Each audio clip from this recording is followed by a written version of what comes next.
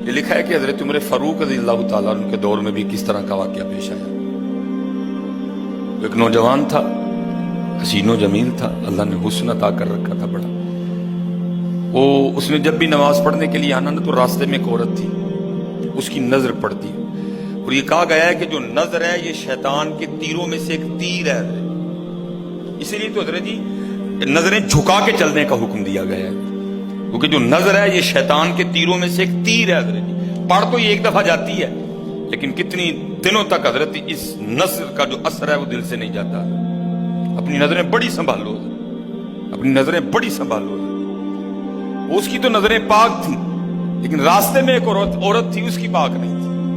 اس نے آتے جاتے جاتے آتے آتے جاتے اس کو دیکھنا، شیطان نے اپنا کام کرنا شروع کر دیا۔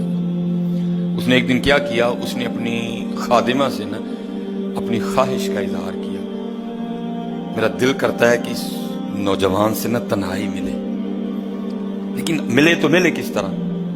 وہ جو خادمہ تھی ذرا پکی عمر کی تھی، اس نے کہا یہ تو کوئی مشکل کام نہیں ہے، آج ہی رات کو بات بنا دیتی۔ وہ جب عشاء پڑھ کے وہ نوجوان مسجد سے نکلا نا، وہ خادمہ راستے میں کھڑی ہو گئی، اس کو روک لیا، اس کو 2-3 احادیث سنائی، 2-3 آیات مبارکہ سنائی کسی کے کام آنے کے حوالے سے۔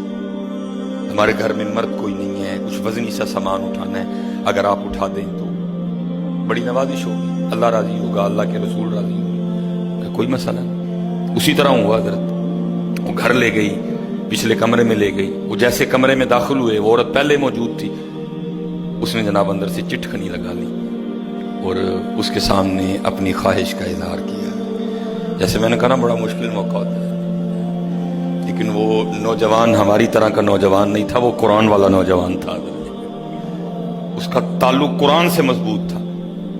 اس کو یہی آیت یاد آئی، وَلِمَنْ خَافَ مَقَامَ رَبِّهِ جَنَّتَانِ، جو اپنے رب کے حضور کھڑا ہونے سے ڈر گیا، موقع بھی تھا، طاقت بھی تھی، عمر بھی تھی، خواہش بھی تھی، پھر بھی ڈر گیا، نہیں، میرا اللہ دیکھ رہا ہے، میں کل اپنے اللہ کے حضور کون سا منہ لے کے جاؤں گا، کس طرح اللہ اور اللہ کے رسول کی بارگاہ میں کل جاؤں گا، سارا کچھ کر سکتا تھا، کوئی تیسرا نہیں تھا، لیکن کیا نہیں، میرا اللہ دیکھ رہا ہے۔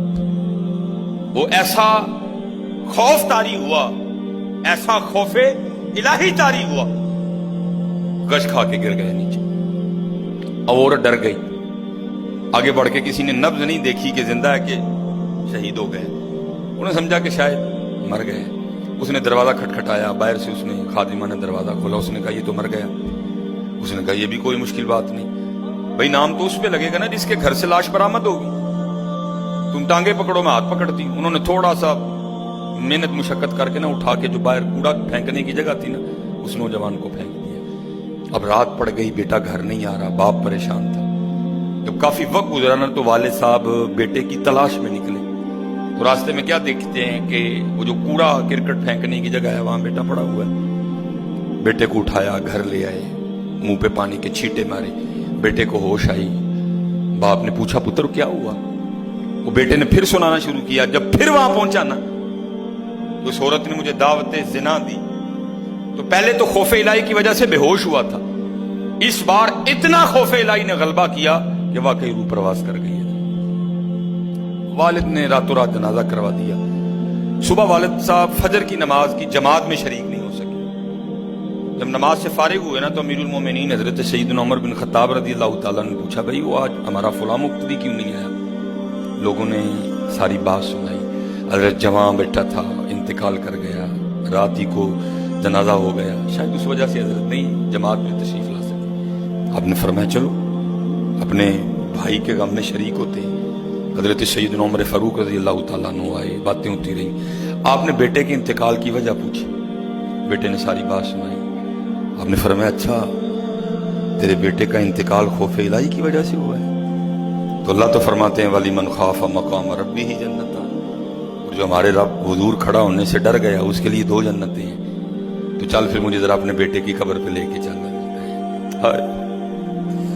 لکھا ہے حضرت عمر فاروق اب اس کے بیٹے کی قبر پہ تشریف لے، اس کی قبر پہ کھڑے ہو کے اس نوجوان کو باہر سے مخاطب کر کے فرماتے ہیں، اللہ فرماتے ہیں وَلِمَنْ خَافَ مَقَامَ رَبِّهِ جَنَّتَانِ، اور جو اپنے رب کے حضور کھڑا ہونے سے ڈر گیا اس کے لیے 2 جنتیں ہیں۔ اے نوجوان اب آگے تو بتا اللہ نے تجھے 2 جنتیں دی کہ نہیں دی؟ تو لکھا ہے قبر سے جواب آتا ہے امیر المومنین رب سچا، رب کا رسول سچا، رب کا قرآن سچا، میں جیسے ہی قبر میں آؤں اللہ نے مجھے 2 جنتیں عطا کر دی ہیں۔ بچو اس سے بچو، اس دور کا سب سے بڑا فتنہ ہے، اس سے بچو اور خود نہیں بچا جاتا، اپنے اللہ کے حضور بار بار گڑ گڑاؤ یا اللہ سانو بچا لے۔ اور پھنسایا حضرت ہمیں انہوں نے اس طرح ہے، ہمارے معاشرے کو انہوں نے اس طرح کا بنا دیا ہے کہ یہاں زنا بالکل بری چیز نہیں سمجھی جا رہی، لوگ فخر سے بتاتے ہیں، اور یہ قرب قیامت کی نشانی ہے۔ لوگ گناہ کر کے فخریہ بتایا کریں، آج کا نوجوان فخریہ بتاتا ہے میری اتنی گرل فرینڈز ہیں، آج کا نوجوان فخر سے بتاتا ہے، یہ قرب قیامت ہے، یہ نشانی ہے قیامت کی۔ لوگ گناہ کر کے ڈریں گے نہیں بلکہ فخریہ بتایا کریں گے، ہاں جی میں یہ گناہ کر رہا ہوں اور اتنی جگہ کر رہا ہوں میں یہ گناہ، لیکن کیا ہوگا نیکی مشکل ہو جائے۔ آج حضرت جی آپ دوسرا نکاح کر لیں، اللہ سنت ہے، قرآن میں اللہ خود کہہ رہے ہیں فَإِن تَابَ لَكُم مِّنَ النِّسَاءِ مَثْنَىٰ وَثُلَاثَ وَرُبَاعَ، پہلے کی تو اللہ نے بات ہی نہیں کی، بات ہی دوسرے سے شروع ہو رہی ہے۔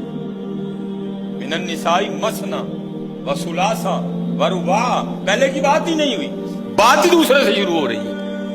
جتنی مرضی گرل فرینڈ رکھ لیں آپ کو کوئی برا نہیں سمجھے گا، بلکہ لوگ آپ کے جانے کے بعد بڑا خوش ہو گئے کہ یار بڑا رنگین مزاج آدمی ہے۔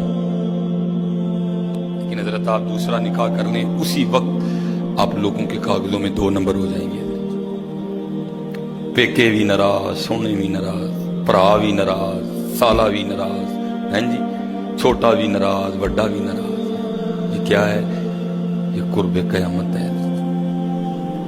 گناہ اچھا ہو گیا، گناہ آسان ہو گیا، نیکی بری سمجھی جانے لگی، نیکی مشکل ہو گئی ہے، اس لیے بچو دے۔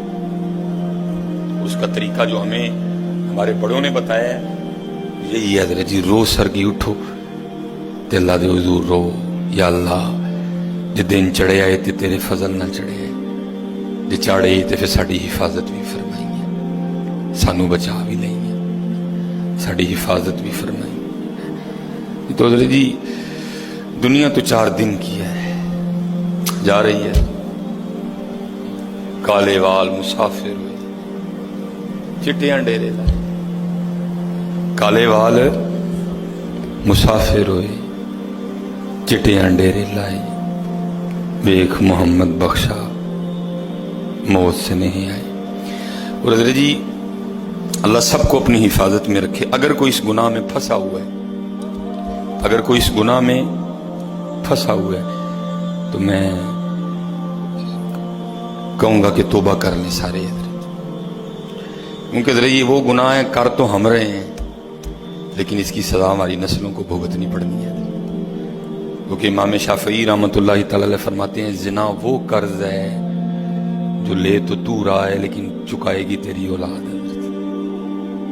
زنا وہ قرض ہے جو لے تو رہا ہے لیکن چکائے گی تیری اولاد۔